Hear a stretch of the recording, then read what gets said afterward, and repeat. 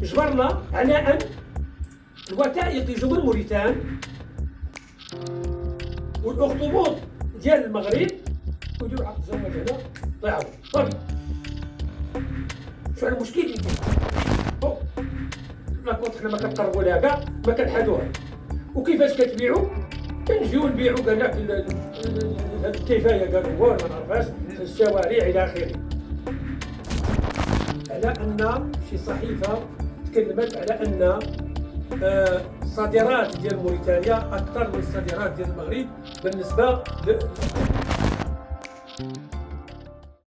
اللي خلاني نسولو على ان شي صحيفه تكلمت على ان الصادرات ديال موريتانيا اكثر من الصادرات ديال المغرب بالنسبه للاخطبوط. وهذه النقطه هذه خلاتنا حنا كنتسائلوا كيفاش وعلاش المغرب عنده مراقب الاقمار الصناعيه وعنده البحريه الملكيه، عنده طائرات ديفندر، عنده الامكانيات.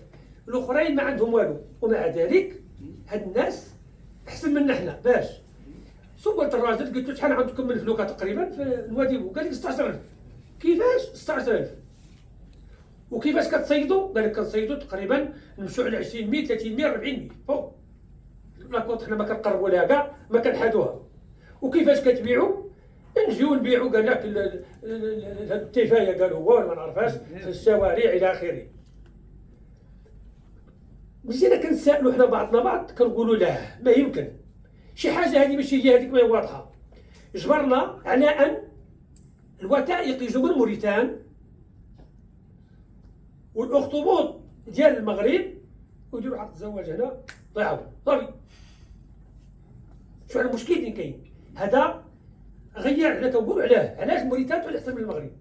علاه؟ حنا عندنا سفن وعندنا ويجي قال لك اسيدي لا الله يخليكم راه كيجوا الوراق. الطريقه اللي غادي نسولوا عليها وكنت باغي نشوف مع الجمعيه ديال الطفام ديال الصيد على البحار وندخلوا حنا كجمعيه ونديروا شكايه ونوضعوا شكايه للديوانه وكذا او طلب نقولوا لهم كيفاش عطونا الحوت اللي كيخرج باش نعرفوا واش جاي قانوني ولا غير قانوني. هذا راه واحد المشكل كبير واقع. حنا باقي ما نكذبوه ما نصدقوه، ولكن الشك قنطرة الى اليقين. ربما كاين شي حاجه ماشي هي هذيك. هذا بالنسبه للصادرات تاع موريتانيا احسن من المغرب.